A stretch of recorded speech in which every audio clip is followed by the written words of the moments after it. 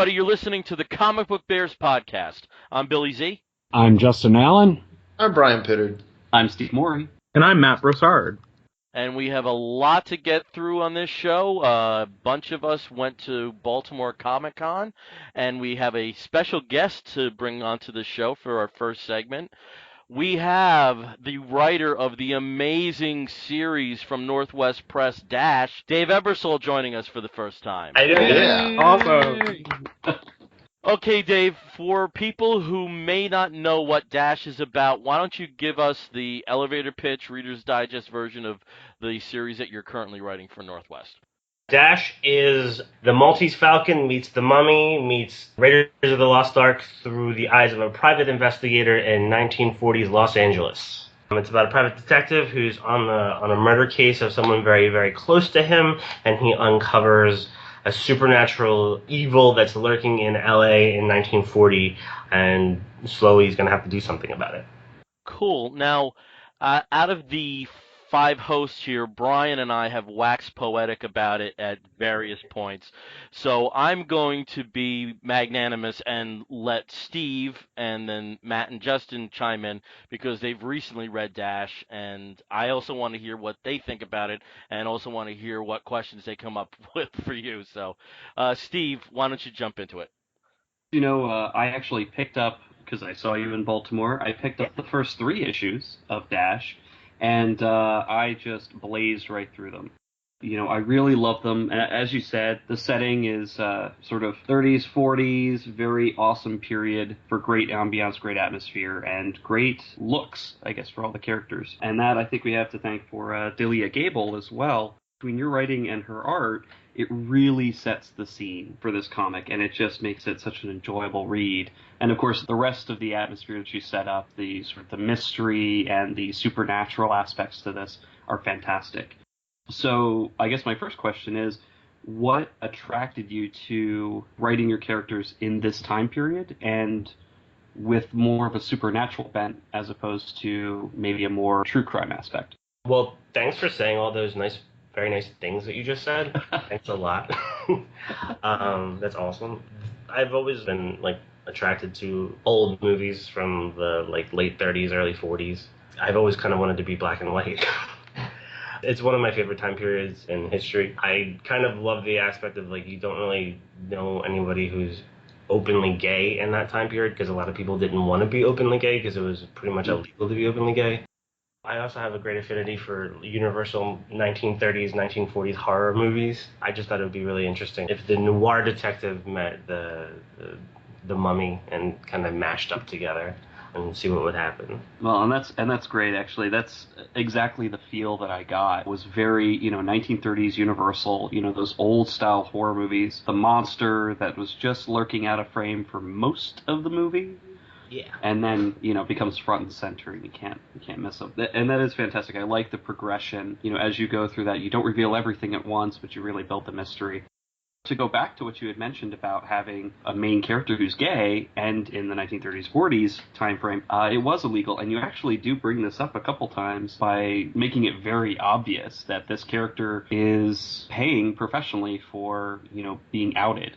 And it wasn't, the kind of area that somebody would just come out and say, oh, hey, everybody, I'm gay, just want to let you know the true me. It's more, I guess the implication was that he was sort of, trapped into revealing his sexuality. I think that's really interesting. Did you do a lot of research around how that would be handled back in the 30s and 40s? Or is this, sort of a narrative representation of what could possibly have happened to a person like this being outed? I did as much research as I possibly could. There's not a lot on the record because a lot of people were trying to be off the record. But there were people who were openly gay, and I was just thinking about this. A lot of the people who really kind of paid for it a lot harder were people who were not necessarily your straight, quote-unquote, acting white male. A lot of the people who really did a lot of time were people who were the drag queens and the people of color. Those were the people who really got the brunt of it. And I'm not saying that the white guys didn't get that either. I'm just saying I felt like if they had more of a, I guess, social commerce to get by a little bit, which is why I think Dash can get by for a couple of reasons, some of which we have not revealed yet. Yeah, that is actually pretty great. You know, like you were saying, he's not been drummed out of his house or anything like that, living on the streets. And I think a lot of that has to do with the supporting cast that you've given him. Even though there's not a lot of face time in the first couple of issues, and then by the third issue you have a little bit more of that camaraderie you've developed with his secretary and then also with his friend from the Force. Traditionally in noir films and noir books, you've got like the the angry gumshoe or the angry detective who's a loner and nobody loves him, and he has the supporting cast that can't really support him because they don't like him. But this one, he's actually extremely likable for the people who know him and support him. Drawing on that, how did you come across putting together this group of characters, and how do you see that developing in your story? Well, I think a book about like an individual. I mean, the book is called Dash. It's not like a team book. You know what I'm saying? A book about an individual is only as interesting as the supporting cast. Honestly, the people who actually want to hang around the person or don't want to hang around the person or want to do harm to the person. I think that's essential to make up a book like this. You were talking about a lot of tropes like the saucy secretary, the inside guy on the police force and stuff like that, and the angry detective who has trust issues. I mean, these are all. I mean, they're all tropes that are in the book. I'm not trying to run away from them. I'm actually like giving them a big hug, you know. But I'm trying to do something just a little different with it. Kind of come at it at a different angle. The supporting cast is also inspired by some people who are very close to me, so they're very easy to write, and I have a soft spot in my heart for them. That's awesome. Okay, Matt, so you also recently read Dash, and what are your insights, and what would you like to ask? I definitely connected very quickly with the visuals for the book. Particularly, I'm impressed by the juggling of the challenge of representing Los Angeles in this particular period, and also doing justice to the mythology that you're tapping into for Egyptian mythology. You do a great job of incorporating some really authentic-looking papyrus, hieroglyphics type graphics into the book, which is actually kind of one of those things that drives me crazy about when mummies are in film. There's usually lots of action and not a lot of Egypt in the mix. So you did a great job of that. My question about the look of the book is, how you guys research the costume details and the props and stuff, because in just a short number of pages, you manage to get enough costume details and things like that. I love the green banker's lamp that appears in the first issue. That's a great touch, because to me as an artist, I'm like, oh, I know exactly what you're aiming for with that one prop. You found a way to design characters with high-waisted trousers, the mom jeans of men's pants. But in the right time and place, it looks really sharp, and your characters do look really well tailored. What kind of lengths do you guys go to try to research the look and feel for the book? Well, first I want to say, Matt, I'm actually familiar with your art. I just saw the comic that you did with Bill, and I loved it. It was great. Oh, thank you. I'm a fan. I'm a very big fan. I appreciate it. Delia is the look of the book. It was a big talk, especially because it's not in this time period. And how detailed can you get? You can drive yourself insane. I laughed because I remember how she was looking for the right lamp to put on the desk. We actually had a very, very long discussion about how high the pants were going to go. We're trying to be as authentic as possible, but at the same time, that's our lead character. So you don't want people to be, completely turned off by what we now look at as like grandpa pants. When I write a script, I try to pack it with as much reference photos as possible. I know some writers who do this and some writers who don't. I'm a person who, when I'm writing for an artist, a picture really is worth 1,000 words. I can describe it to the cows come home, but if I can find the right image, then the artist is there. Delia has books and books and books and books from the time period. We were looking through a lot of old catalogs. Oh, great idea. Because that's where you're really going to find what was the style in that specific year. Right. I found this site of men's underwear throughout the ages. That must have been amazing. Yes, it was. Yes, it was. Especially with the Egypt stuff, because I'm not going to say I'm an expert on Egypt history at all, but we went to a couple of museums, we looked through a lot of stuff. We tried to talk to people who knew more than we did. There's one panel that actually was discovered after 1940, and I agonized whether to include it, and we did because it was just too good. I do have another question about the setting. What's the connection to Los Angeles? Is that a personal thing? Is it based on movies like Chinatown? It's very much based on movies like Chinatown and growing up watching movies like Chinatown when I was a kid. I'm an East Coast kid who has West Coast envy. And when I finally got to go to Los Angeles, everyone was telling me that I wasn't going to like it. It's not as like glamorous as it appears to be and all that stuff. And I loved it for all the reasons people hate it. I loved that dirty kind of underbelly that it has. I loved it. And the thing about Los Angeles, Delia and I actually went and researched in Los Angeles for the look of the book, like the park in issue 1. We went to the park to check out some things. Because Los Angeles went through this whole Egypt boom at the end of the 20s. In the early 30s, like America kind of did. The old buildings have this weird Egypt stuff all over them, especially, the library does, which is going to actually play into the book the more we get into it. Fantastic, yeah, because your love for the city really comes across. Dave, I know 4 has been solicited and the retailers have been busily ordering it by now. Some of us have had the pleasure of getting a little bit of a sneak preview of it. When we last talked, I know that we had a kind of a great religious tangent. We did. But certainly after having read 4 now, I totally see what you were cryptically referring to.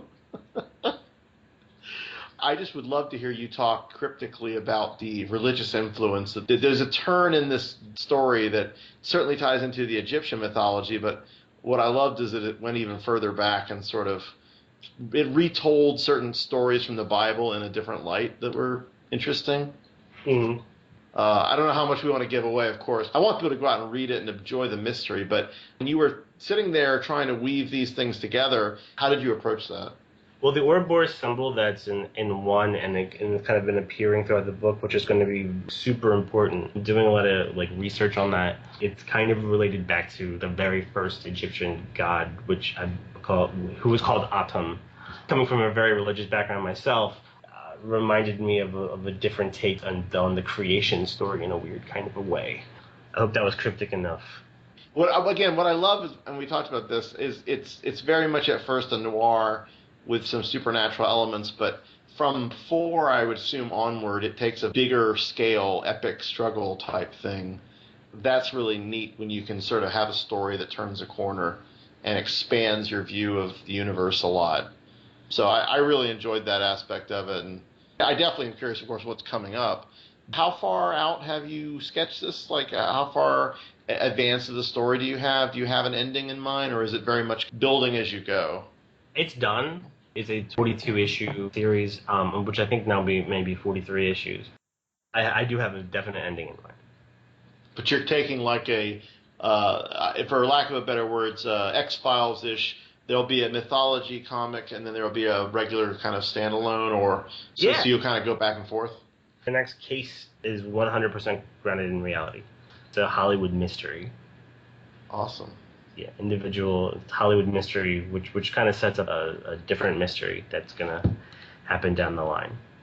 So That's great. I mean, and again, it's like when you read 4, you see building blocks and kind of neat little reinterpretations of other things that have already happened, which I love when authors kind of take a step back and sort of show you the other side of the room, the other side of the perspective, and you realize there's more to certain other things that have happened than you realized. And I think that's like a neat tool to build out your story and show more complexity than what you originally did in those first issue or 2. And we worked really hard for this. We really want, when it's all said and done and it's all finished, we'd love, we're trying to build something where you can go back and say, oh, they kind of were telling me that was going to happen, and we've been giving you clues that things are happening all along. We've already set up 2 or 3 other stories already, and issue 4 sets up a couple more. So it's building and then it concludes. So thank you, I appreciate that. Okay, Dave, one thing I have to say when I was reading this series, before the supernatural elements came a bit more to the forefront, the way I was describing it is this was James Ellroy at a tea dance.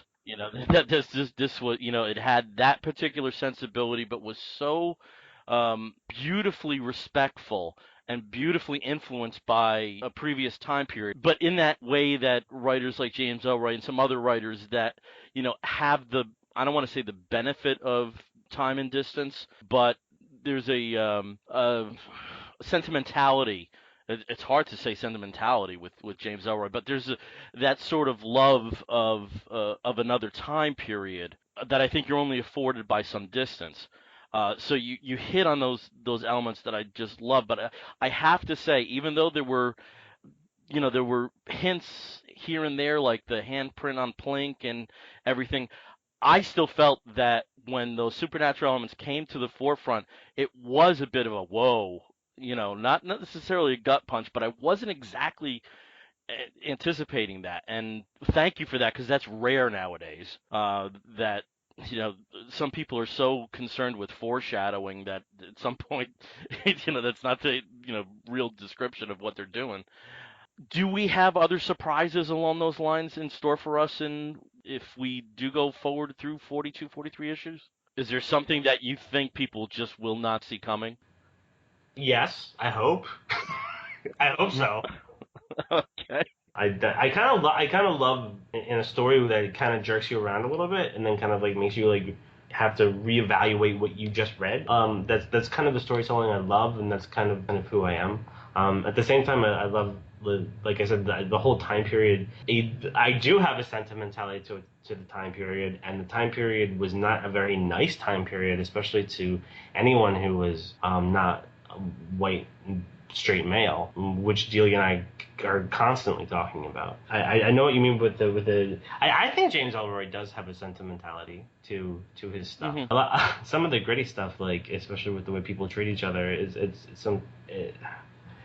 you can't do that anymore sometimes, and sometimes it kind of you kind of wish you could still. Right. Maybe I don't know. The other thing that would just amazed me was that this is your first comic project, correct? Yes. Okay, because you attacked that first issue like a pro. I mean, that was the biggest surprise for me, to somebody that has that particular structure down so well that this is their first effort. How long have you been involved in at least being a fan of comics, and who would you say are some of your influences? What are some things we can take away from that discussion with you about where you come from and that particular type of writing? I've been a comic fan since I saw the 1989 Batman movie in the theater, and I was 10. That's when I got into comics completely. I mean, I think I remember getting like comic packs as Christmas presents, like these Marvel comic packs that had like 50 comics in a box. I used to flip through them, but it was never like intently. And as soon as I saw that movie, that kind of did it for me, and I dove right in. And I have my degree in theater. I do a lot of theater. I was directing a lot. The short version of it is I had some health issues and I had to address them, so I had to stop doing it. I was very depressed, which I dove into my comic reading that like even more. I was spending ridiculous amounts of money on comic books. A lot of people who were close to me said, "I don't know why you haven't tried to do that." And honestly, I didn't really want to know kind of how the meat was made. Right. And it was a kind of a decision I had to make. Did I really want to do this? Because what did I want to do? And I heard Scott Snyder in an interview say, write the comic you want to read. And I don't know why that never occurred to me, but it had never occurred to me. And out came Dash. And about 2 months later, I was sitting in a summer workshop with him for a week, and I was working on Dash there. I want to say Mark Waid said this, but I think I'm wrong. Maybe it was Brian Michael Bendis. Someone said the first issue is the easy issue to write. Everything else is hard, and they're right. They're so right. Darwin Coke, the Jeff Loeb, and Tim Sale, their stuff is a big, tremendous influence on me. Scott Snyder is obviously Grant Morrison's big influence. His book, Super God, there it is, yeah. I mean, the first like 5 pages of that kind of just blew my mind, and I devoured it when I got it. And So another those thing are I some have to say is when I was reading Dash, I think very often with new comic works that are not superhero oriented, every once in a while, like maybe 50% of the time nowadays, you're reading something and it reeks of failed movie pitch. I know, Oh, but with that's yours, so it sad. was so refreshing to not feel that this was celebrating the comic medium. You know that this was a long form narrative. It wasn't 6 issues, which would be effectively a film treatment. And it was that's the thing I came away from Dash more than anything about how refreshing it was. So thank you for that. Oh, thank you, thank you. I didn't. Wow, I guess I haven't. That's so sad. That's so sad. Um, I love that whole 6 arc format. I'm also a fan of monthlies.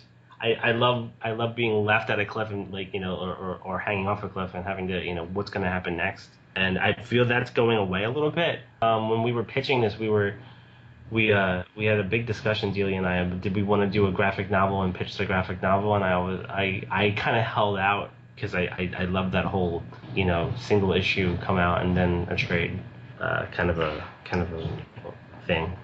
You see some of I'm the old gray school, in I some guess.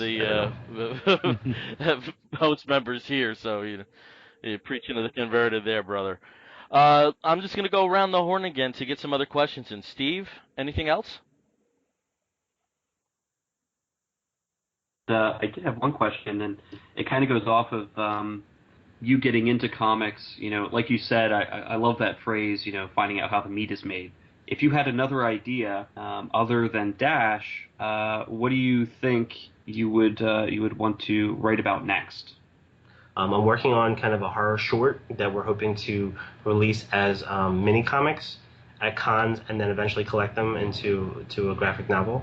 So I'm hoping to release it by Halloween. Oh, that's awesome.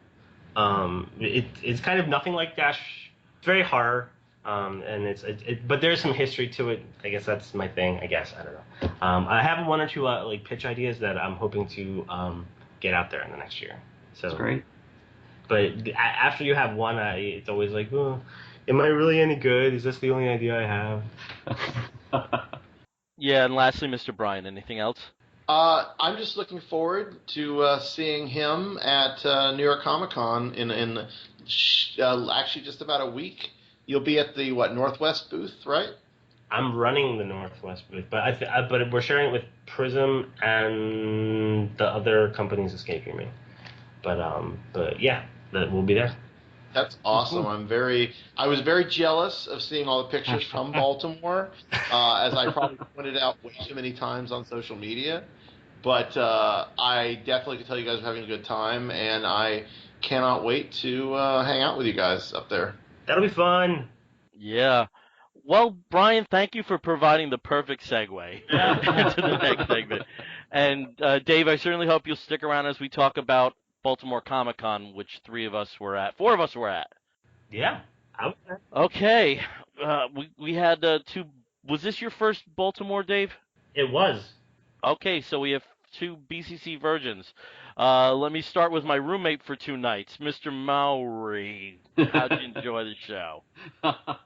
Hey, yeah. So this was like you just said, this was my first Baltimore Comic Con, and I guess pretty much the one that I can equate it to is Heroes Con here in Charlotte. So they have a similar vibe to them, but Baltimore, of course, has kind of started to attract, I guess, the star power from from other media. So of course there were actually celebrities there this time, which I didn't see any of except for Raphael Sabarge.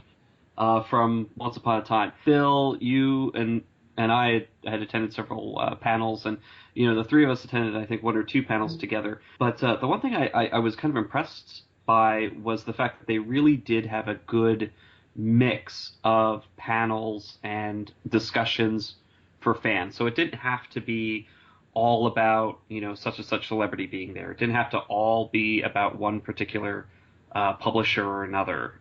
So I did like that there was a wide range for pretty much everyone. Found out what IDW is coming up with for the rest of the year. Found out more about Lantern City, which seems kind of interesting. I know it's one of those possibly overly ambitious full media grabs. Book, comic book, TV show, possibly movie. Who knows? And got to see some other interesting stuff. And of course, attended my first Palmiotti panel. Not the first time I've seen Jimmy Palmiotti on a panel, but this is the first time that I've seen one where he was running it, and apparently he's famous for these. Bill, I'm sure you've seen a couple of them.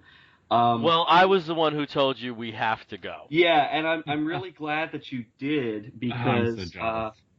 we this time around he had actually stuck envelopes under random seats in the room, and of course there was some horribly embarrassing thing that you had to do had the envelope been under your seat. And of course, for some bizarre reason, both Bill and I were sitting on seats that had envelopes.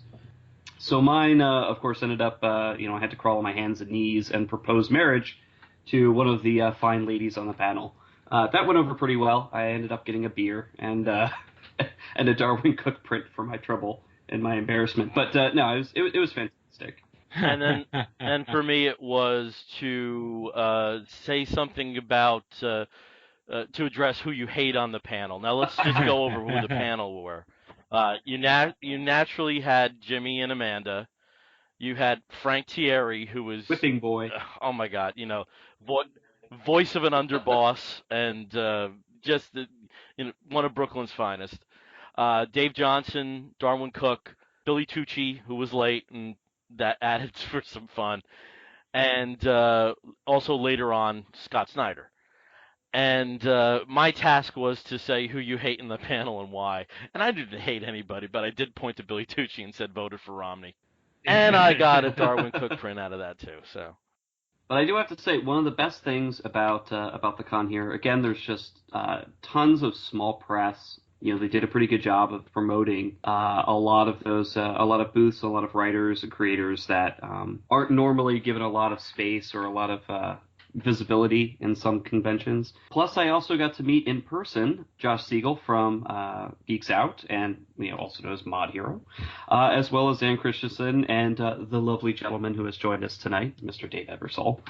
So I was so happy to actually meet you guys in person, and yeah, just it was fun. And of course, I travel light, or at least I tried to travel light, and man, was my back tired after I finally got home.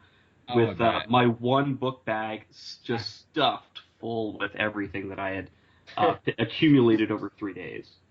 Now, Dave, what was your perspective on the show as a retailer and as a creator? Were you locked to the booth most of the time, or did you have a good enough chance to walk around? Well, I wasn't running it. I was just kind of there. Since I'm running the Northwest booth, I just kind of took a lot of the everything we had. I brought home with me. My house is full of Northwest press. As a creator, it was great. I mean, I got there on Saturday, and someone was there and wanted me to sign something. I was like, I could get used to this. It was the only time it happened, but it was pretty cool. Hey, you signed for me. That was awesome. I thought the vibe was super cool. Everyone was kind of mixed in with each other. It felt a little bit like it wasn't so separated. So it was very cool. It was a very comics-oriented con from my perspective. And the celebrities thing, that's been fairly new, and they've also tried to keep it grounded within comics, because you did have Katie Cassidy, you did have Edward James Olmos, and what's her name, Ming-Na from S.H.I.E.L.D.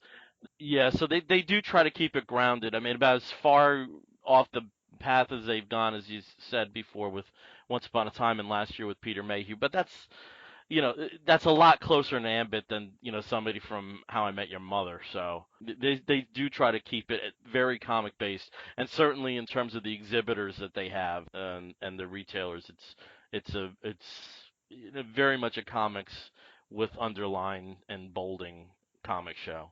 And Justin's a veteran of the show, almost as many years as I've been going. This is year 4. Yeah, I think I'm at year 6 or 7. Oh, God, that's making me feel old. So what did you enjoy about Baltimore there, Mr. Allen? Of course, it was great seeing you, Bill. It was wonderful meeting Steve for the first face-to-face. Wonderful to be able to walk around and enjoy myself for the first time. If you weren't following the Twitter feed or the any of my stuff, I went as the Fourth Doctor, Tom Baker, and I was lugging around this 15, 20-pound scarf for most of Saturday. It was kind of ridiculous, but, I had a good time. I missed on 3 panels that I really wanted to see because of that. The thing went way too long. Of course, I didn't win, but I did find some good pictures of myself online striking some poses, so I'm happy about that. That's kind of neat.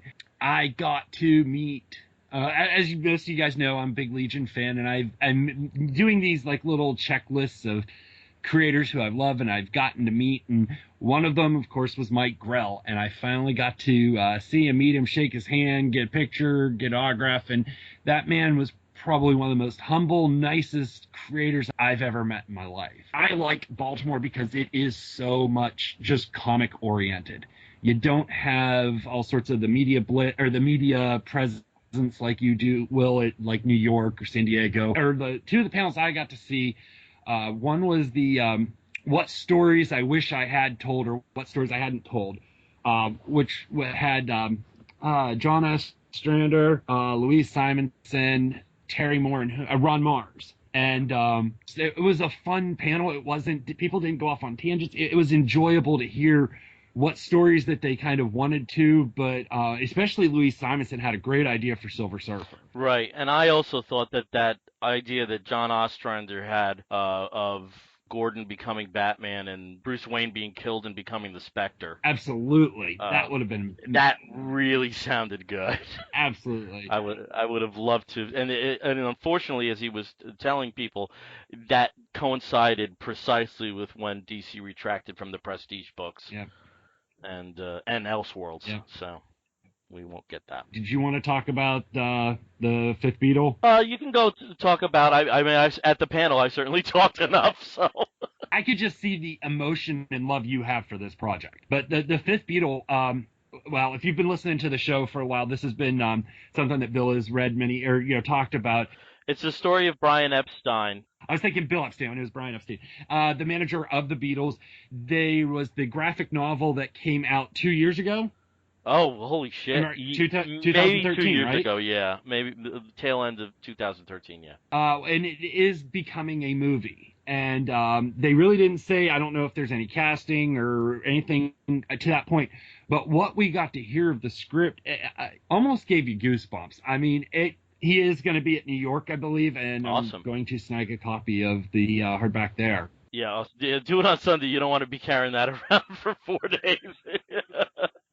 And also, if I can also make a pitch for that, Dark Horse is renowned for their Sunday sales. If it's still in stock at the Dark store, you'll be getting a very good deal.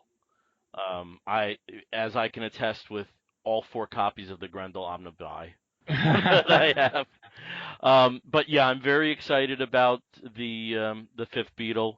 You know, I love those stories of something that's very familiar through a different lens. And I don't think there's any better lens in terms of background and backstage stories than the manager. You know, and I'm glad to see, you know, when we did discuss, you know, there were certain things that you can't do anybody's life story, even if they live 6 days in 144 pages. You just can't do it. Right. And it's nice to see that some of those elements of his life that weren't able to be incorporated into the Fifth Beatle might see some light of day in the film.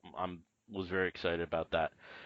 He was able to get all 4 of the Beatles and the respective spouses to sign off on music rights for it. So this is something that they, you know, you don't see that happen. Has that ever happened, Bill? It's happened before at times when they didn't have as much control of the catalog, like the 1978 Sgt. Pepper movie.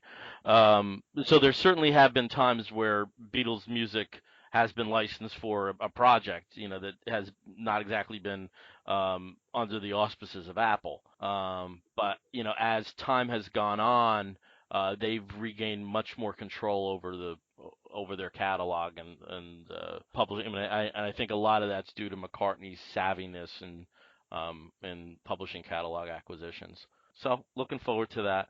I am always struck at Baltimore about how sparsely some of the panels are attended because in New York these would be packed to the gills, Absolutely. and that's I know it's a bigger show, but just I don't know. It's frustrating. I mean, I think of last year when Justin and I went to a panel with Paul Levitz, with Mark Waid interviewing him, and Paul Levitz telling war stories, not even knowing that they were war stories.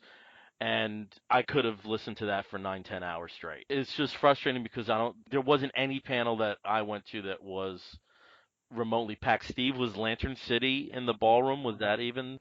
Oh gosh, it was like a cavern in there, and that's one thing that I did notice that I was disappointed with, is that they didn't really seem, even though there was a great breadth of selection and choice and options for people to attend, there just weren't enough attendees. Not in the con itself. The con itself was pretty busy on the floor, but it just didn't seem like a lot of people were interested in actually going to the panels. Yeah. And it could just be that's the kind of con it is. Yeah, I guess, and that's kind of where the comparisons with Heroes or Dragon Con's a little bit different, but even the small cons that I've been to locally in the Carolinas, if there's a panel, it's going to be heavily attended, especially if it's got a big name to it. So, even anything, I was in 2 panels with Simonson, with Walter Simonson, and neither of them was really what I would call packed. Mm-hmm. For a big name like that. Yeah. For the Lantern City panel, it was in the ballroom. There was like maybe 30 people. Wow. In a place that could really sit 1,000 comfortably. Yeah, I had been up there for Stan Lee a few years ago, and which was Jimmy Palmiotti interviewing Stan Lee, which was joyous. But like even with a figurehead name like that, and the ballroom wasn't even full. That's disappointing, Yeah. and I'm not sure how it feels for the creator who's up there on the panel looking out at 10, 12 people, some of whom are on their phones. Probably not a great feeling, but they still really provide a lot of information, a lot of insight, some great stories, like you said with Paul Levitz. I got some great stories from Charles Soule, and as interviewed by Ryan Brown, which was hands down hilarious. Brian, you would have loved it. Yeah, I'm really sad I missed that one. Really good humor for both of them. But we also got a lot of information from Charles Soule about his upcoming projects, his current projects, why he was choosing to do certain things. Talk about intimate setting. I mean, I would say maybe 15 people. Wow, I thought even that would have more. Wow. Nope. I would, and it's just it's kind of disappointing. But again, I guess it just wasn't that type of con where people really want to attend the panels. But at least if they did, there were plenty of options. Okay, well, I'm just going to interject here with some of the things that I did. We've already hit a lot of things that we had talked about with the panels because I did join Steve for this one and Justin and Steve for this one. So we've covered a lot of that ground for my perspective of the con. I did have to make it's usually biannual. This is the first time that we've had Matt 2 years in a row, but I had to see Matt Wagner because I had to see Matt Wagner. And it graciously sketched a quick sketch of the Spirit on my Spirit Blank Authentics cover. Is that what Dynamite calls them? Blank Authentics, the sketch covers. I'm always happy to have any piece of Matt's there, and I've been joking at the con that there's a parallel universe where Matt and I have had an amazing 21-year romance. And Bill, did you actually mean to say what you just said? I hear it all the time. What could I say? I enjoy artist named Matt. And then afterwards, after you guys had left, the two of you had to leave a bit early on Sunday. Since the lines had considerably died down for a number of the creators, I was able to get some stuff autographed by Mark Waid. And I was actually talking with him because there was nobody else around, And I, as nervous as I was, I couldn't even do this with Wagner. I did hand off a Crime Fighter Inquiry postcard to Mark Waid and said, I honestly wouldn't be doing this if this wasn't in your wheelhouse. And as he was looking at it and looking at the back description, he says, yeah, you're right. This sounds like it's up my tree. So, That's awesome. I would be very happy to see if one of those contributors is him. So, but it was very interesting talking with him. He is retracting his work outside of Thrillbrent for the time being, just to All New Avengers and Archie. And it was a nice conversation. And as I have started dipping my toes into writing, and Dave, I was just wondering if this is something you've felt as well. You never really know who your influences are until you start doing it. Yeah, it's amazing who like leaves their imprint on your brain, and when you're going to access things, like certain things come out. Okay, well, that's another Baltimore Comic Con down. There's a little bit of trepidation about next year since it's going to be happening over Labor Day. So it's going up against Dragon Con. I want to say I'll be there, but I'm not sure. Okay, there's been a couple of us hogging because we were down in Charm City, so let's toss it over for some current comic talk to some of the gents that unfortunately weren't able to join us. Let me go with Mr. Bryan first. What are you reading that you're liking there, sir? Well, there's a couple books that have caught my attention. I guess I'll start with two image books that I've really grown fond of over the last few years. One, partly because of Heroes Con, but also because I just really like Matt Fraction and Chip Zdarsky. Sex Criminals number 12 came out, and this is the issue after the issue of the sort of, crazy Brian Lee O'Malley variant cover, and this whole story that I believe we recounted here on the show from Heroes Con, where a bunch of us got covers, variant covers of the issue 11. And so this is sort of the ongoing, misadventures of this couple. And if you've never read the book, then, of course, this is going to be ridiculous to say, but it's actually the book. It's this two guy and girl who are together and independently discover that having an orgasm causes time to stop. Let that sink in for a second. And then decide to take sort of advantage of this fact and rob a bank. So it starts out very just sort of boy meets girl and sort of some of their bizarre sexual hang-ups and expressions and interests, and very much a sex romp, exploring a lot of different ideas and concepts from a very humorous perspective. But it's quickly veered off into sort of this conspiracy, there's this group out there sort of policing people with these powers. There are other people with these powers besides these two. This issue, last issue introduced a character who seems to ejaculate some kind of an odd Sailor Moon creature that evidently is sentient. And in this issue, she basically grows tentacles and takes on sort of that hentai, crazy, Japanese trope, and chases them throughout this guy's house. You also get a little bit more of and I can't think of what the name of the group is. Let's say the sex police, for lack of a better word, although I think that might be it. They are investigating something and trying to figure out what this other group's doing or what these guys are doing. And what I loved is there's these two henchmen, and there's like this great scene where they basically catch their boss. They see their boss or watch their boss have sex with this one guy, and then, oddly enough, go off to their car and sort of seem to do something with each other. I'm not sure. The panel is a little ambiguous, but the onomatopoeia icky, icky, icky, and squirk, squirk, squirk are in there, and so it's assumed that they're doing stuff. I don't know. And you get to meet a little bit more about the main, the woman sort of running. I think her name's Kegleface, and how she's off having this very normal life with her kids and her husband, but being the head of the sex police and having all these sexual misadventures, she's kind of off doing her thing. And it's just a book that I think is a lot of fun as an adult. Obviously, being a comic book about sex, it's one of those you have to be very careful about in probably most stores, and a lot of retailers it probably makes them uncomfortable. But if you're an adult, if you're even in, I would even say like your late teens, this is a book that you could absolutely appreciate. And the newest issue is sort of more of an ongoing thing. But if you wanted to start somewhere, there's only this is the 12th issue. There's only a few you have to get caught up on. And the overall story will make a whole lot more sense when you do. And Chip Zdarsky, I just think his art is so much fun, and he's such a great writer. But I love seeing the acting on his characters' faces, especially their O faces. They have some amazing expressions, and it just every time something more ridiculous comes up, I just revel in the insanity that is Matt Fraction's twisted imagination and Chip's art. So yeah, I love Sex Criminals. I think it's great. Okay, who else is? Someone else is reading it, right?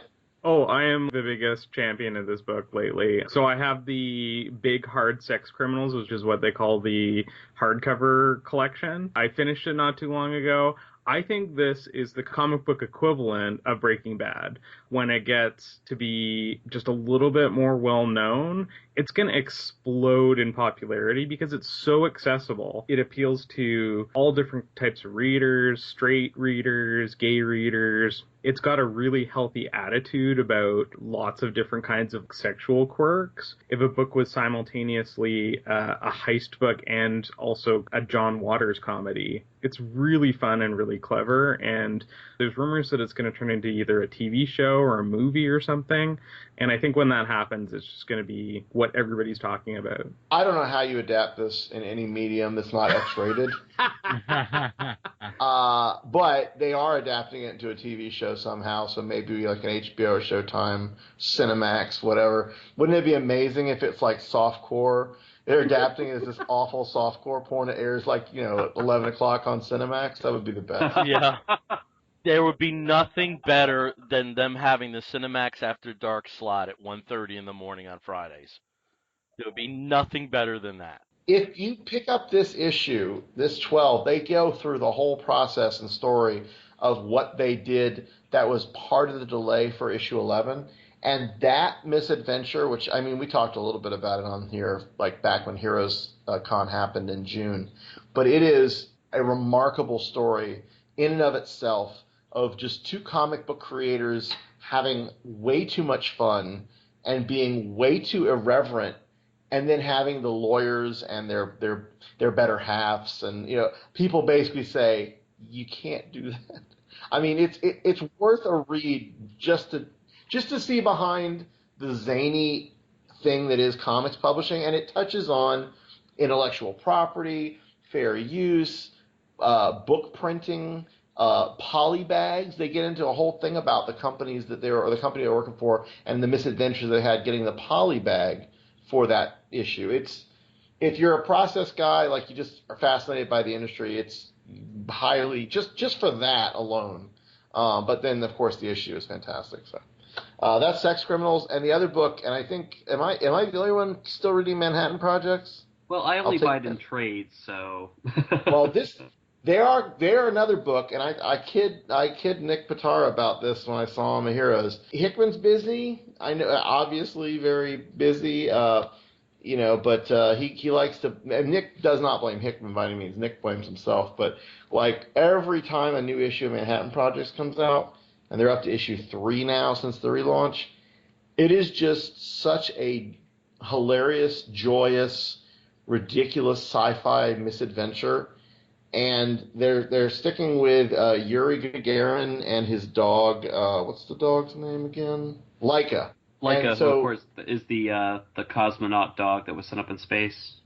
Yep, and he has sort of now been transmogrified into this, dog person, two up on his 2 legs and running around like a person, whatever. He gets a great couple scenes. There's this giant blue sphere with bumps. I think they call him Blard because that's all he ever says. And he's got some really great moments. There's a robot that always lies to you, and that's a fun source of problems. And there are these other aliens that have this bizarre knowledge transfer through spores, but the opening scene is the educator, the main leader, imparting his wisdom through his underlings licking and sucking on his feet.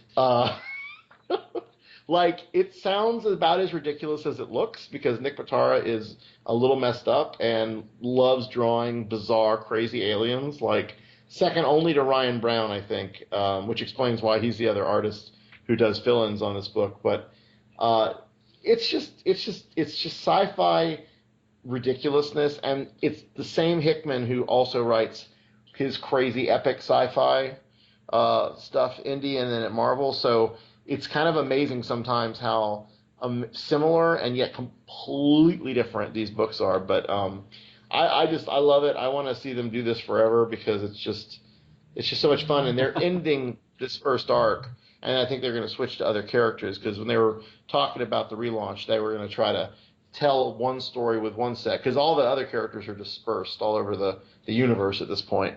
So I'm very interested to see how this sort of wraps up. But yeah, I love it. These are two great Image books that, Sex Criminals, I'm sure people have been talking about, but Manhattan Projects is one that I think a lot of people just forget about because of the delays, and it's just glorious. Well, it flies under the radar because it was pretty well celebrated when it first came out because it was so over the top and crazy, and Pitarra's art is perfect for it. But like you said, the delays just kind of take it off the table, and it really kind of loses a lot of its visual cachet. Like you don't see it much on the shelves, so you don't think to buy it. But I do have to say, Hickman writing fantastic, epic sci-fi was probably, for something like this, my favorite part of the original series of Manhattan Projects was the massive epic apocalyptic battle that he told solely in the head of one of the characters. Yeah. And the Oppenheimer thing was amazing. The Oppenheimer paradigm was just probably one of my favorite storylines from that whole from the whole first set. But it's definitely something that can't be described very easily. It's so crazy and off the wall. But again, like I said, I collected in trades, so by the time the next the relaunched title comes out with the next trade, I'll be right back on that train. Cool.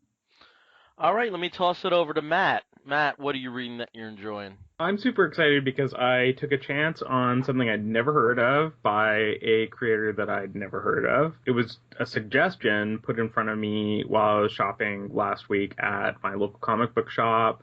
I go to Legends Comics in Victoria. And the owner showed me some of the books that they were bringing in, and they had a copy of The New Deal, which is an original graphic novel written and drawn by Eisner Award winner Jonathan Case. I took one look at it, I took a look at the visuals, and I thought, I'm going to get this. This is really cool looking. It's a beautiful hardcover. It's about a heist in the Waldorf Astoria Hotel in 1930s New York. Jonathan Case has a really nice, elegant cartooning style, sort of in the vein of Darwin Cook. His characters are beautifully designed, and it's very period-rich, really expressive characters. They're all kind of wily and trying to one-up each other. There's one panel in particular that is just a masterpiece. It's got this sort of angry socialite who's just been robbed, and she's squeezing two pugs in her arms, and there's a maid rushing to her aid. She doesn't want the maid to get anywhere near her, and the maid sort of wrongly being accused of the theft. And the whole thing is just really theatrical and fun. The story moves at a great pace. It's got some really fun, clever twists. I really think that it's a great value at $20. So if you see it at your local comic book shop, take a chance on it. I think you'll be impressed. It's super fun.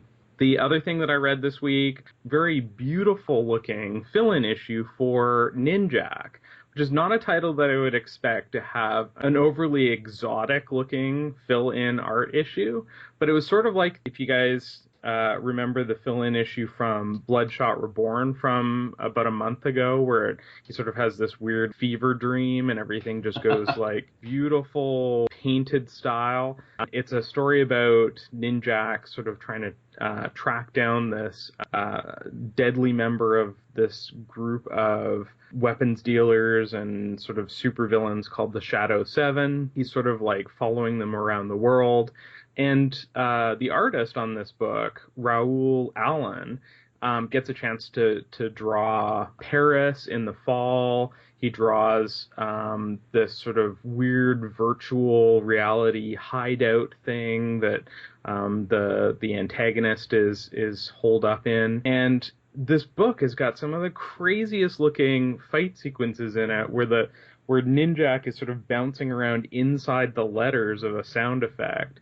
You got to check it out. It's not necessarily representative of the craftsmanship and the style of the rest of the series so far, but if you're going to read one Ninjak issue, number 6 is really worth checking out. And the last thing I want to review this week is just actually a part of Island number 3. So Island is the anthology book being put together by Brandon Graham. Issue 3 has a short story in it that left me really stewing on the implications of it long after I'd read it.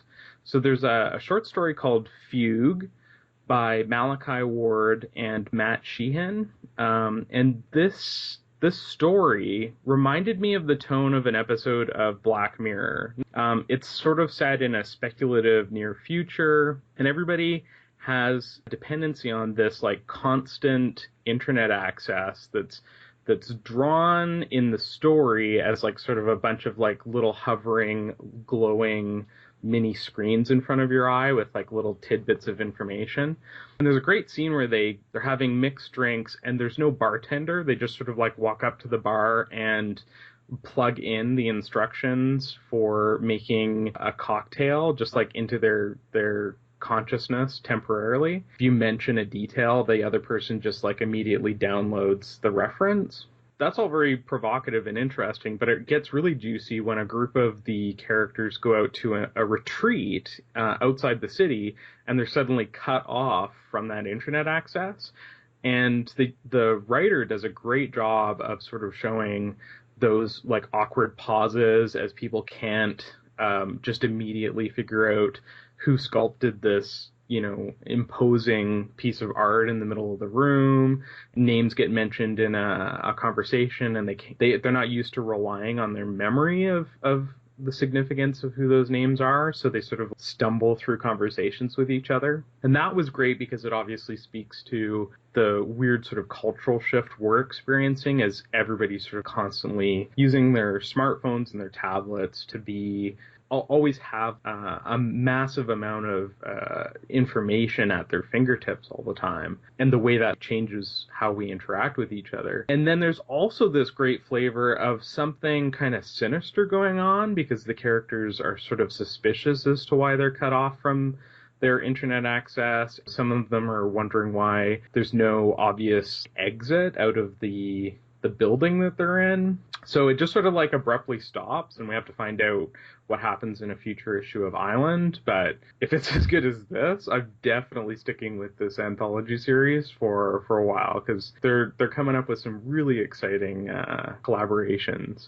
Okay, I have to say, Matt, that there is no way in heck that I am not getting the New Deal. I really enjoyed Case's Green River Killer graphic novel. And comes out from Dark Horse, and there's a sale coming up, hopefully, on a particular Sunday. So I think I'm definitely going to be hitting that. But something we also have to say is we hit a valiant moment, and there's 2 unexpected people who can actually join in on this one.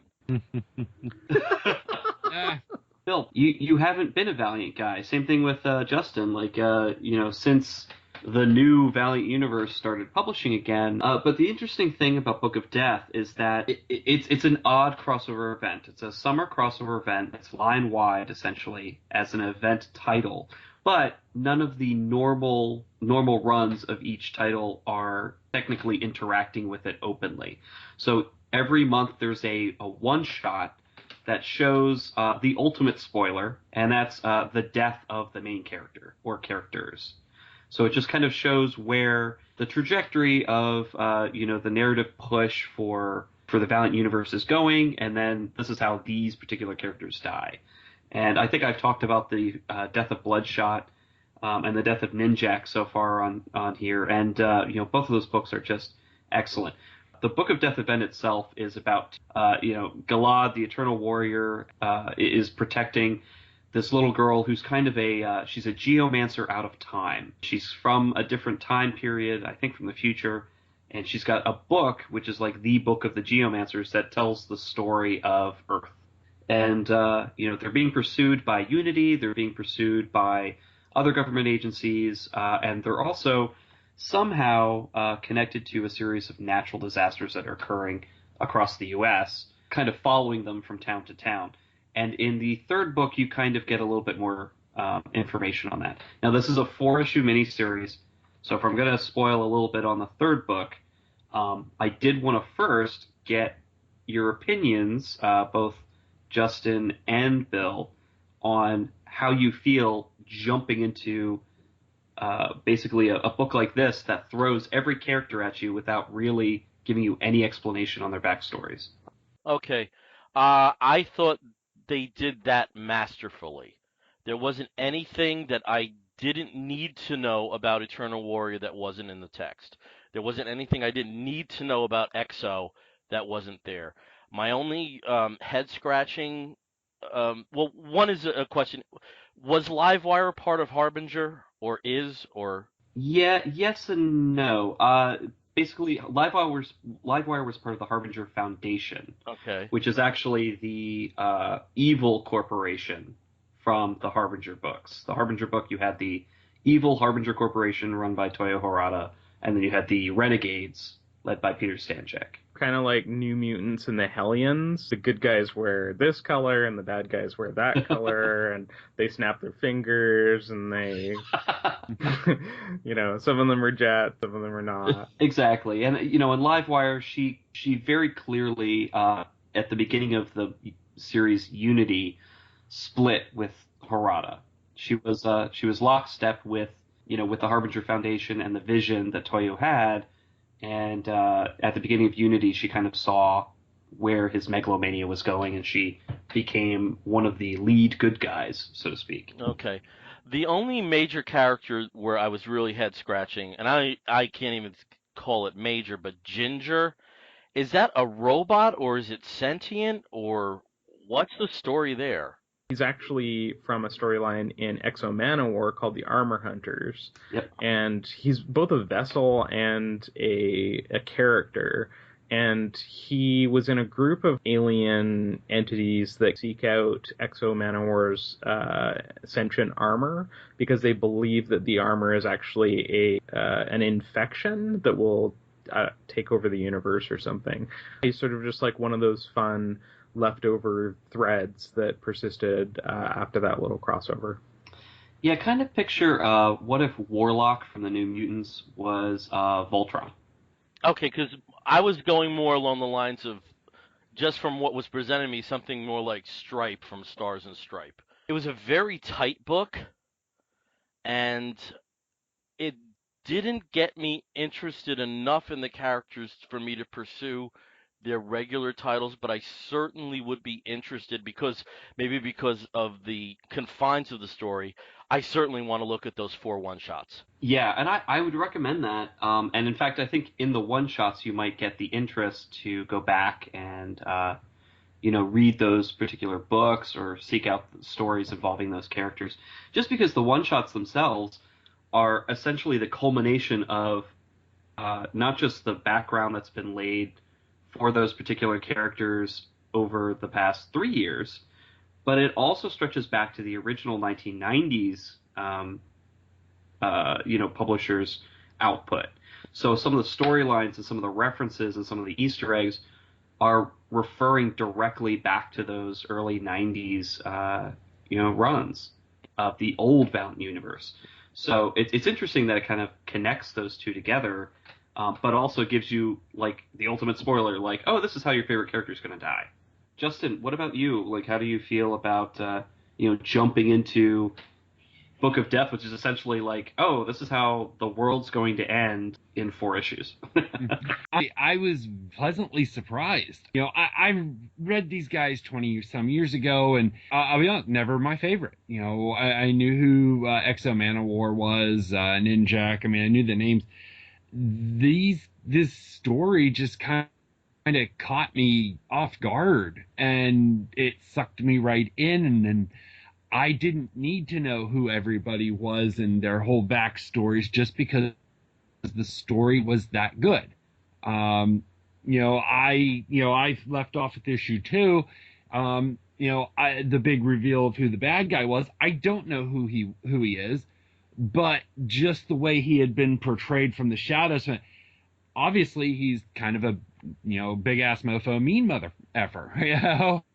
Now, how much of this series ties into what else? I mean, is this just a big what if, or is this going to have effects on the current titles? Yeah, is there a post Book of Death dynamic that we're... Yeah, there is, and I think what's interesting is that it's not affecting the titles right now. So, there's not, in Ninjak, in Unity, in any of the other books, it's not, directly tying in. You're not seeing, okay, well, this is what this person was doing at the time that, Unity was attacking Gilad and trying to get the girl. There's none of that. But Valiant's been pretty vocal about how the consequences of this book are going to be felt in the rest of the Valiant universe. So some titles will spin out of it. Some character changes are going to occur that are directly related to what happens in this 4-issue series. So it's kind of like it's an interesting event book in that it's not necessarily happening parallel to what's happening in the other titles right now. But once it's completed and once the current story arcs in the other titles are wrapping up or whatever, what happens out of this will spin into those other titles. Steve, have you seen the news that they've taken steps to secure copyrights for something called 4001? Yes. Yeah. So, in fact, they talked about it at Baltimore Comic Con. Oh, interesting.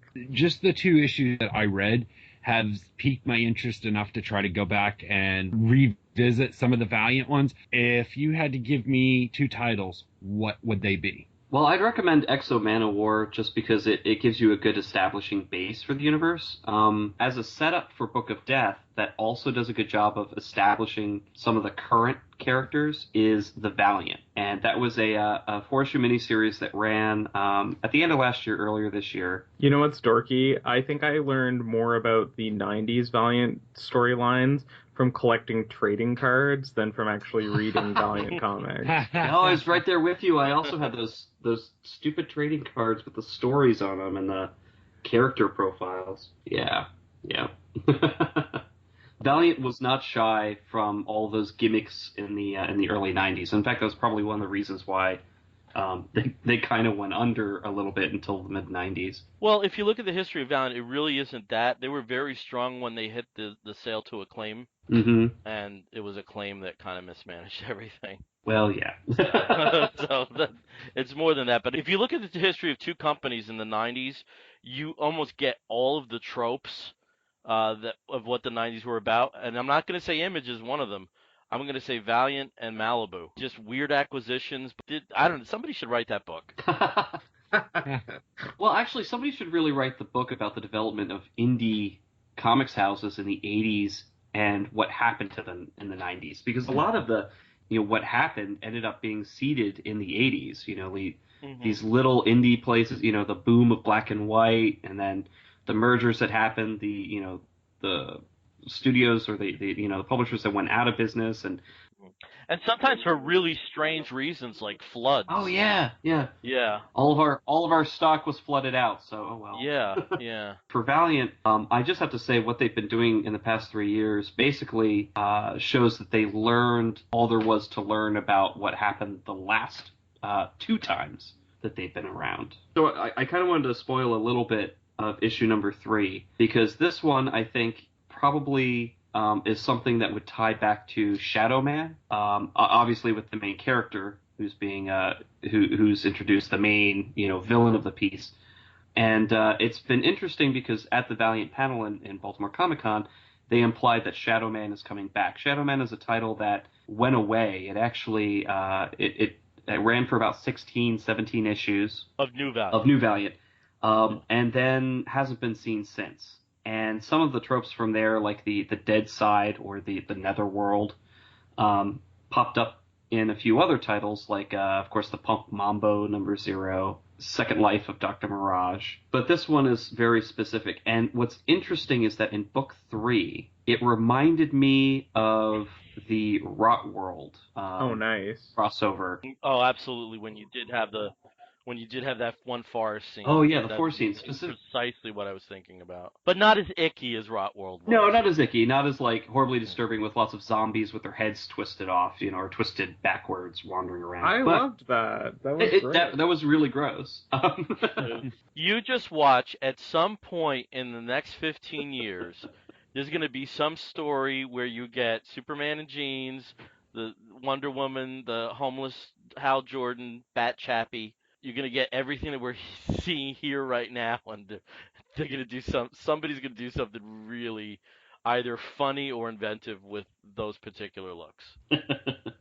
Well, so this has become the Valiant podcast. Thank you, guys. Yeah. Dave, are there any books you're reading right now that you might want to spotlight? There's a book that came out that I've been waiting for years, which is Captain America White by Jeff Loeb and Tim Sale.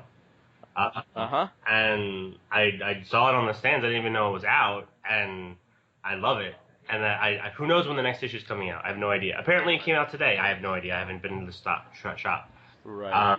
There was like a 0 issue like 4 years ago or something, right? But yeah, so and I also want to give a shout out to it's a comic that came out last year. It had a Hot Topic variant, and it came out today. It was a Tag Riot by my buddy Matt Miner and Sean Von Gorman, whose art I really love. Now they're selling comics in Hot Topic, and that's one of the first ones that they're doing. So it's pretty cool. So it worked for Jonan Vasquez. Completely worked for Jonan Vasquez. So yeah. Wait, are they now? Have they always been selling comics in Hot Topic? Did I miss? Well, they started with, I think, Johnny the Homicidal Maniac was probably the first one that I ever saw, and that's where I actually bought my copies of Johnny the Homicidal Maniac, and Squee was from Hot Topic. Embarrassed to say. Yeah, and I think one of the books by the singer of Life of Agony, I can't think of the name right now, which makes perfect sense for the music base, given that the vinyl that they sell and stuff. So. Yeah, but I was shocked, and they actually, they had a relatively good selection of comics that you wouldn't find in most retail stores that were more focused on the big two, or even on Image too. Like a lot of their stuff was, very low key.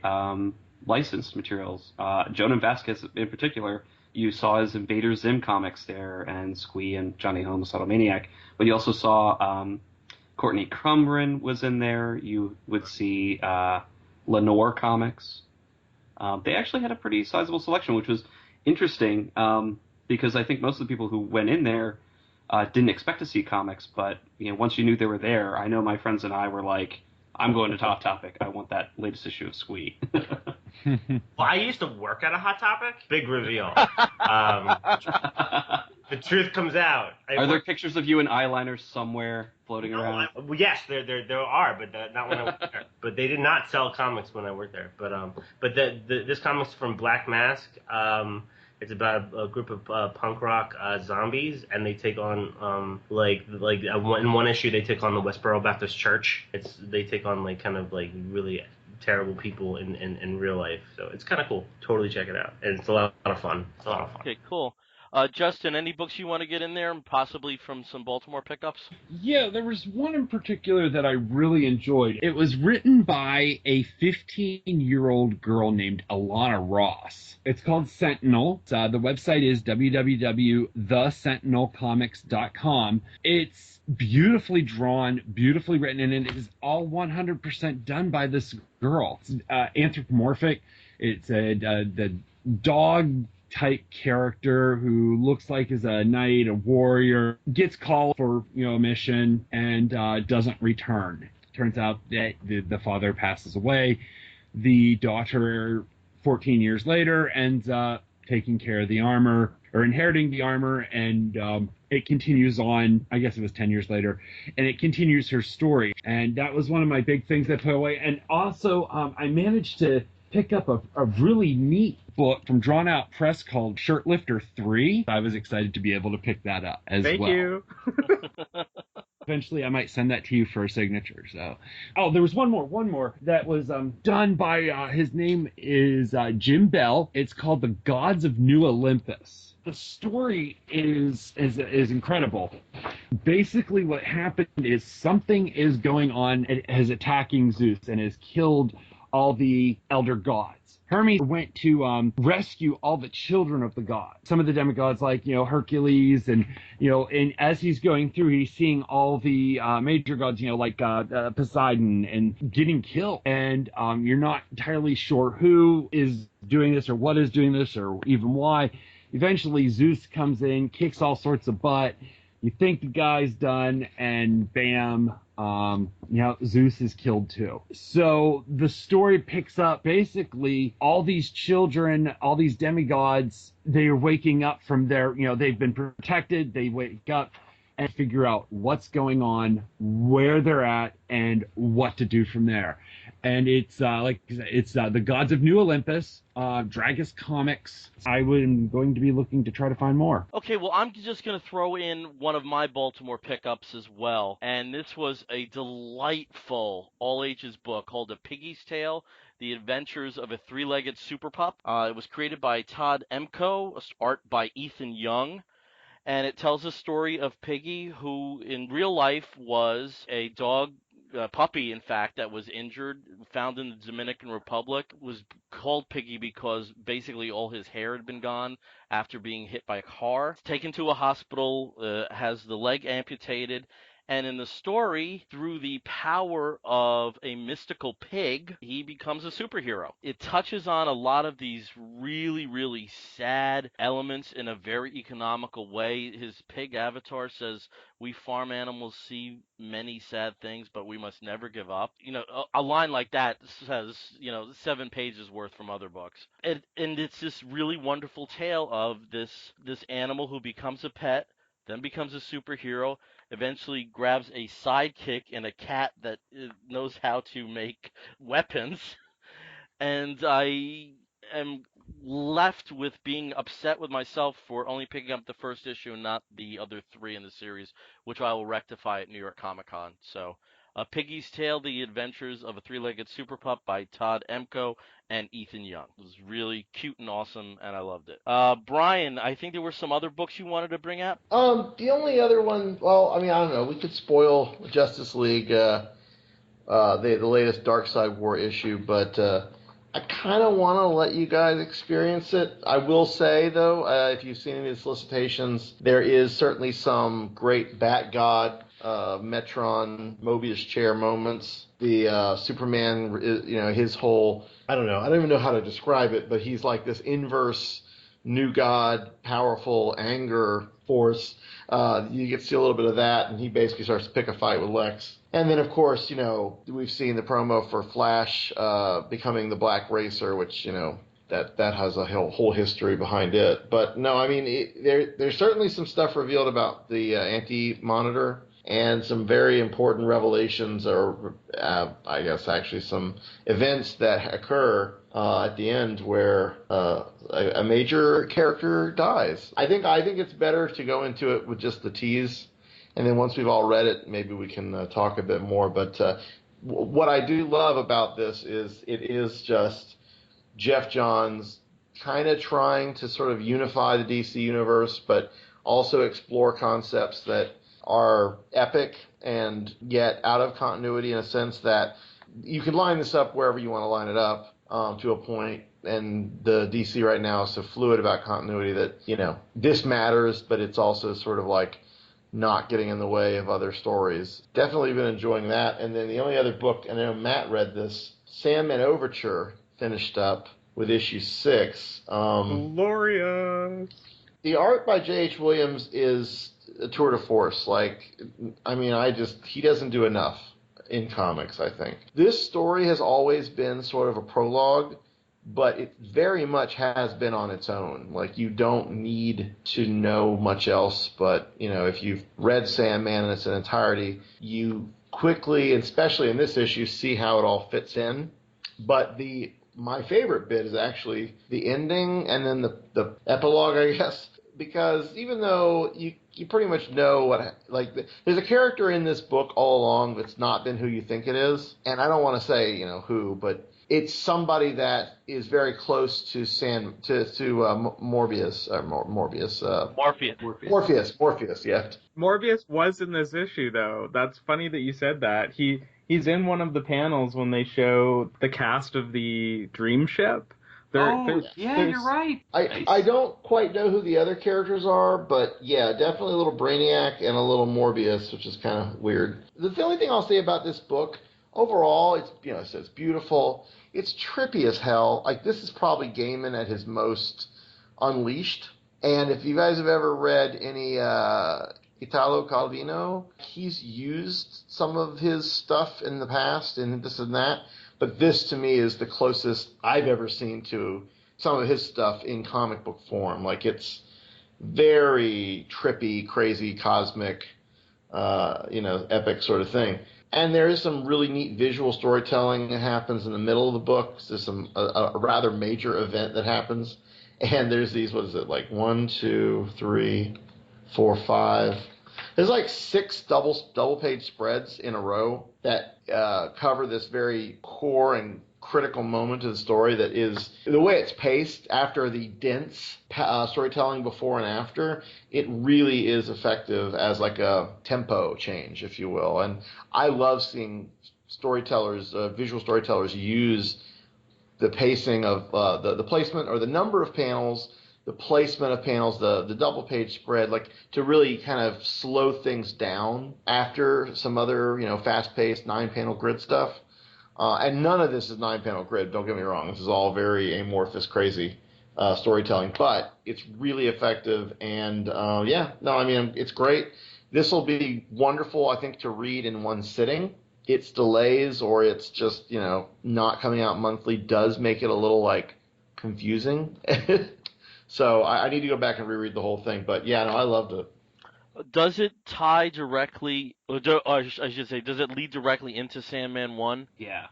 In fact, the last page of the main story, not including the epilogue, is basically the first page of the first issue of Sandman. So I think that's kind of like how Gaiman originally built this story, was that it's telling the tale of what happened to Morpheus right before he got captured by Aleister Crowley. I wanted to touch on what Brian was getting at about this really interesting thread of vindication for one of the characters. And again, I want to maintain the secrecy because I think it's a really surprising element of this prologue / epilogue. It's so great for the writer to come back and do justice for this character that was sort of perplexingly in the wrong. At least that's the way I sort of interpreted when I was reading the first Sandman series. And so that's felt like an unexpected bonus to this finale. I've been such a fan of J.H. Williams since Promethea, and this is so the sibling book of Promethea. It's got that same, let's just throw conventional storytelling and layouts to the wind and do this just stream of consciousness in comics. Matt, I have to say that his talent aside, I think you'd melt just because he's so damn cute. Well, there's that too. He's expert beardiness. And I know people who have met him in person. He's really, really nice too. Yeah, I did get all of my Prometheus, save for one, which I didn't own yet, hardcovers signed, and he was just very, very gracious. Excellent. And was showing me, I forgot where our conversation went, but just started showing me, he pulled a book outside of skateboard designs. Wow. He had made. And I think that was his first entry into art, was through skateboard designs for some of the bigger companies out in California. He was touching on elements that I'd never seen in his comic work. And it was really cool to see. Yeah, he was cute as fuck too. So, all right, well, our last segment of the show is something we call the Woofs of the Week segment. It's where we spotlight something. It can be comics, it can be anything under the sun that we want to push onto people and let them know about. A scant week after this, oh my God, it's almost here, Bear Bust here in Orlando, Florida, and I believe it is confirmed that Mr. Mori and his husband will be joining us. That is correct. I've already spoken with Pat, and we'll be coming down the Thursday evening before Bear Bust officially gets underway. So we will have two of us down there representing comic book bears at the Orlando's preeminent bear run in the Central Florida area, Parliament House. What's very exciting for me is not only is it going to feature a lot of great bear entertainers, Varla Jean Merman doing her one-woman show, but a lot of musicians that are either bearish or muscly. And I am hoping it's going to happen, and I have to still finish putting this together. But Eric Hyman is coming down, and I've known Eric for a while, and I've written some arrangements for him, and I've really always wanted to basically play in his band. And even though he won't be bringing his band, we're going to try to put together a band for him. So that's going to be really fun. Matt Alber and a few other great artists. Oh, Where the Bears Are. All the major cast is coming down. They're going to be interesting, and hopefully, we'll get to catch up with them to see what the new season is going to entail. So yeah, Bear Bust is October 15th through the 18th. And there's still bear run passes available, and there are still hotel rooms available. If you want to stay at the Parliament House, you actually get free 2 run passes when you just pay for your 2 nights, I believe, stay. So you and your partner, friend, trick that you pick up, whoever, will get run passes just for getting a hotel room there, and it is going to be amazing. Look for Steve and I in Comic Book Bears t-shirts, and definitely let us know if you listen to the show. Awesome. Justin, how about you? My wolf of the week is going to go to my brother Donovan. He, once again, this is the 4th year we've gone down to Baltimore, and this year he did not have to act as my pack mule. And it was just great being with him. It was great that he let me drag him around to wherever we went and needed to go, and different places.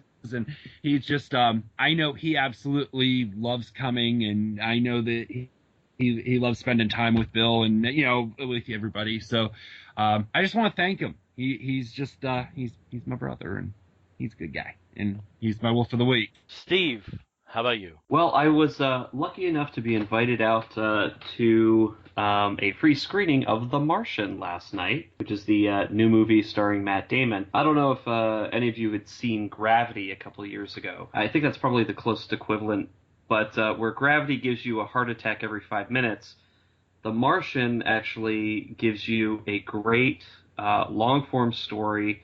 A lot of hilarious moments. The humor in this is great, and it really breaks up the tension. And an amazing cast, where Gravity was basically the Sandra Bullock show with a little bit of George Clooney for effect. This has just an amazing ensemble. It's of course Matt Damon, but you've also got Jessica Chastain. You've got 3 Marvel movie alumni. You've got Mr. Pena, who was in Ant-Man, Kate Mara, who was in the movie that shall no longer ever be named, Sebastian Stan from the Winter Soldier movie. So, but there's also an amazing other supporting cast. We even have Sean Bean, and there's this hilarious, wonderful, super winky, nerdy sequence where he, as one of the directors of one of the Mars mission aspects, and several other cast members start making Lord of the Rings references, which is wonderful. And just so you know, I will spoil it, Sean Bean does not die at any time in this film. He survives all the way to the end. Wow. It would be really strange if he were to die, because he spends most of his time in a sweater with some coffee on the ground. So but no, I would greatly recommend it. It's showing in large format as well as in 3D. The 3D itself is not terribly obnoxious. It's actually great for appreciating the vistas and some of the giant spacescapes. It's not necessary to see the movie, but I would definitely recommend it. It opens up on Friday nationwide, and I think Thursday in select theaters in some of the major cities. Awesome. Okay, Matt, how about you? Well, I want to follow up on something I mentioned on a previous episode. So I got my sketch cover back from J-Bone. It's and speaking of the Winter Soldier, that's what he put on the blank Captain America comic that I sent him. It is amazing looking. I love it. I don't own any other sketch covers by professional artists, so made it extra special, and I endlessly appreciate it. I think he did a fantastic job. I would totally read a J-Bone Winter Soldier comic, so make it happen, Marvel. Come on. Dave, how about you? I do have one, and it's kind of weird. I don't know. Something happened on this date that we're recording, which is 9/30, years and years and years ago. Today is the anniversary of James Dean's death, and James Dean's actually had a huge influence on me. And a lot of people kind of look to him as an icon, and know the image and know the cool, but they don't know the movies. So my Wolf of the Week is James Dean. Go watch one of his movies. It's worth it. Okay, cool. I have a collection of some of the TV work he did. Apparently, a lot of it was on TCM the other night. I had no idea. Yeah. No, there's some interesting stuff there. Yeah. Some really interesting stuff, and seeing the restrictions of live television and how people had to quickly adapt when things fall apart and stuff. And that I can't think of the Playhouse 90 title offhand, but it's some interesting watching and something that I think I have to revisit because it's been a long time. He did one with Ronald Reagan of all people, which is really interesting too. But and he played a lot of thugs, and he tended to die in most of them. But anyway, so that's my Wolf of the Week. Okay, great. Well, I'm going to mention two wolves. The first one is in relation to an artist whose work I picked up at Baltimore Comic Con. The artist is named David J. LeBlanc. He describes himself as an expressive pop art painter, and I have this beautiful print of his interpretation of the iconic Superman number 233 cover by Neil Adams. And if you want to check out his work, you can go to actionabstractionstudio.com, where you can buy originals, prints, and commissions. And then I have to mention, because would be a lousy promoter if I didn't, the Kickstarter for the Crime Fighter Inquiry by yours truly and Mr. Mark Parman has launched. I am proud to announce that we are 75% at goal. That's That's awesome. great.